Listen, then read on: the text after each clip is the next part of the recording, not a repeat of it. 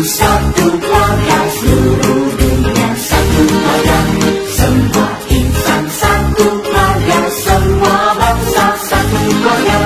Beda suku dan agama, kita tetap satu keluarga. Beda ras dan warna kulit, kita tetap satu keluarga. Beda adat istiadat, kita tetap satu keluarga. Beda tradisi budaya, kita tetap satu keluarga. Beda bahasa aksara, kita tetap satu keluarga. Engkau aku satu keluarga. Pada kesempatan yang berbahagia ini, yang saya hormati Bapak Rosan, juga Mapan Bumi Provinsi Riau, yang beliau datang dari serombongan dari Bengkalis kemarin ya Pak ya, kemarin di Bengkalis saya diajak mau ke Bengkalis sama Pak Hasan. Jujuran adalah saudara terdekat kita. Bapak Ibu sekalian, sebentar lagi Wihara Mulia Maitreya yang sekarang bentuknya bentuknya seperti kita lihat nanti akan berubah dalam waktu mungkin setengah tahun ya. Mungkin pembangunan berapa tahun Pak programnya? Setengah tahun akan berubah menjadi lebih representatif, layak dan memadai untuk aktivitas kegiatan pembinaan umat di Desa Selat ini. Persis yang disampaikan oleh Bapak Kepala Desa, bahwa mari nanti setelah ini dipancang, dibangun, itu bukan hanya untuk pamer. Bangunan itu bukan untuk pamer, wah wihara saya bagus, bukan itu, tetapi harus dimanfaatkan.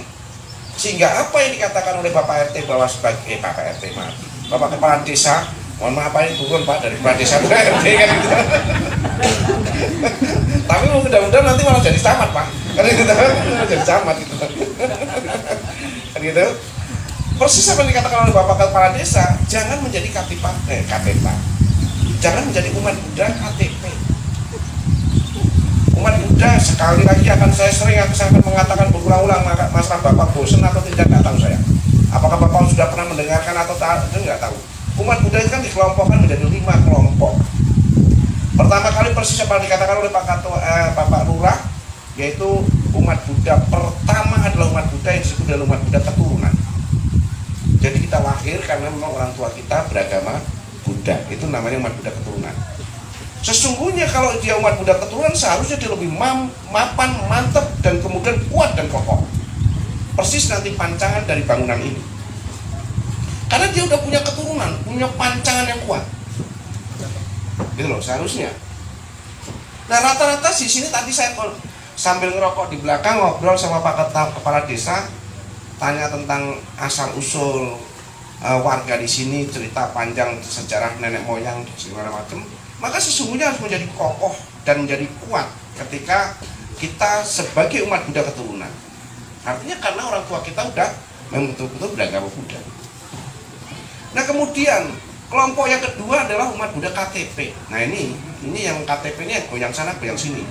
Hanya nebeng, yang penting KTP saya beragama Buddha. Nggak pernah wihara, nggak kenal tahu itu hari raya agama Buddha, nggak kenal siapa tokohnya dan segala macam, boro-boro ke wihara. Datang ke halamannya itu nggak pernah. Nah ini umat Buddha KTP. Hanya nyantol di KTP-nya aja supaya nanti kalau ditanya agamamu apa Buddha. Ini adalah lemah.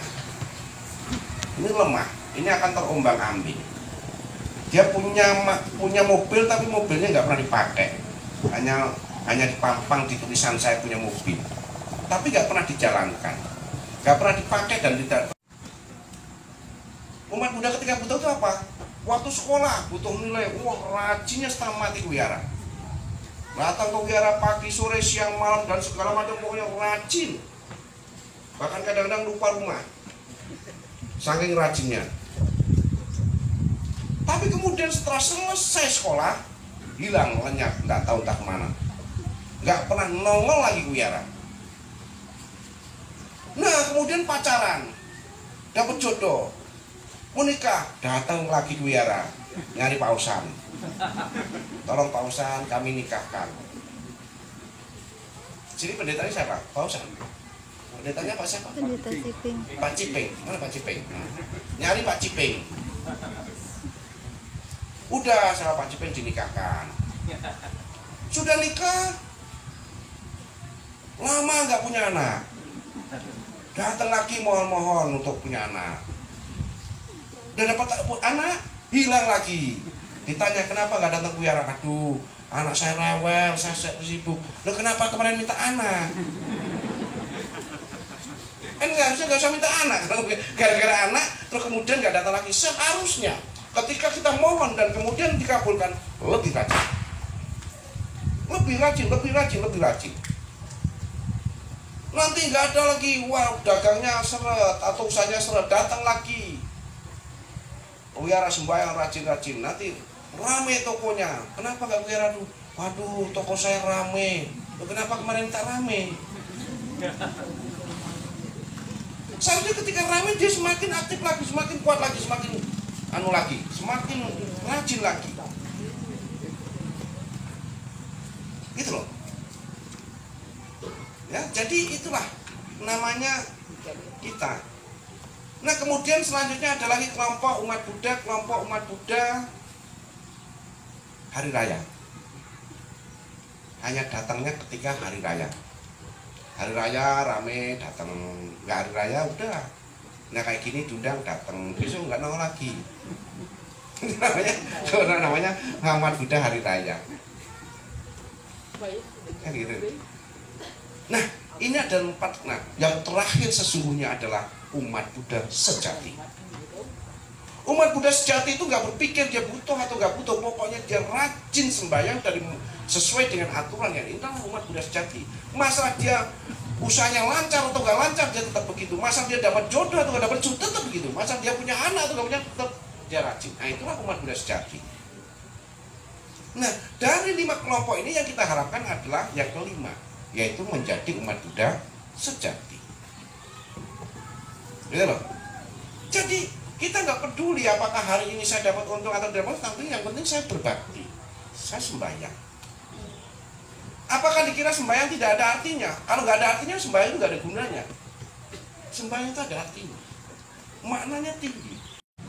Situasi kebaktian tetap melakukan dengan protokol kesehatan, ya, protokol kesehatan. Saya kira itu tidak menjadi anu.